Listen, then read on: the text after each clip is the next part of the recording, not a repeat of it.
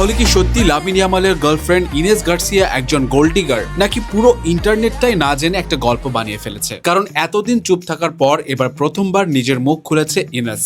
Spain বিশ্বকাপ জেতার পর ইয়ামালের ট্রফি উদযাপনের পাশাপাশি আলোচনায় চলে আসে তার গার্লফ্রেন্ড ইনেস গার্সিয়া। কিন্তু প্রশংসার চেয়ে সমালোচনায় যেন বেশি ছিল। সোশ্যাল মিডিয়ায় একের পর এক গুঞ্জন ছড়িয়ে পড়ে। কেউ বলছিল ইনেস নাকি শুধুমাত্র ইয়ামালের ফেম আর টাকার জন্যই সম্পর্কে এসেছে, আবার কেউ দাবি করছিল সে নাকি আগের 5 বছরের রিলেশনশিপ ছেড়ে ইয়ামালের সঙ্গে নতুন জীবন শুরু করেছে। এমনকি তার কিছু পুরানো ভিডিও টেনেও অনেকেই বলতে শুরু করে মেয়েটার আসল উদ্দেশ্য তো আগেই বোঝা যাচ্ছিল। ব্যাস এরপর থেকে গোল্ড ডিগার তকমাটা আগুনের মতো ছড়িয়ে পড়ে। কিন্তু এখানে আসে আসল টুইস্ট। এত বড় বড় অভিযোগের পরও এসব দাবির পক্ষে এখন পর্যন্ত কোনো ভেরিফাইড প্রমাণ সামনে আসেনি। স্পাইডারম্যান মুভি যখন চলে আসছে তখন হলে দেখতে যাওয়ার আগে স্পাইডারম্যান ফ্যানদের জন্য চালাক নিয়ে এলো unleash your inner hero T shirt, limited edition. তাই এক্ষুনি অর্ডার করুন চালাকের ওয়েবসাইটে। এতদিনের নীরবতা ভেঙে এবার ইনেস নিজেই বিষয়টি নিয়ে কথা বলেছে। সে জানায় তার সম্পর্কে অসংখ্য ভুয়া তথ্য ছড়ানো হয়েছে, এমনকি তার নামে ফেক অ্যাকাউন্ট খুলে ভুয়া স্টেটমেন্ট পর্যন্ত ছড়িয়ে দেওয়া হয়েছে। তাই সে পরিষ্কার করে জানায়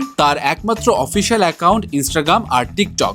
অন্য যেসব অ্যাকাউন্ট থেকে তার নামে পোস্ট করা হচ্ছে সেগুলোর সঙ্গে তার কোনো সম্পর্কই নেই। ইনেস আরো বলে মানুষ তাকে নিয়ে সমালোচনা করতেই পারে, কিন্তু কাউকে না জেনে অপমান করা বা হাজার হাজার হেট মেসেজ পাঠানো কখনোই ঠিক নয়। তাহলে সত্যটা কি? ইনেস কি সত্যি শুধু ফেম আর টাকার জন্য ইয়ামালের সঙ্গে আছে, নাকি সোশ্যাল মিডিয়ার গুঞ্জনই তাকে গোল্ড ডিগার বানিয়ে দিয়েছে? এই প্রশ্নের নিশ্চিত উত্তর এখনো কেউ দিতে পারেনি। তবে একটা বিষয় কিন্তু পরিষ্কার, ইন্টারনেটের আদালত অনেক আগেই রায় দিয়ে ফেলেছে, অথচ সব তথ্য এখনো প্রমাণিত হয়নি।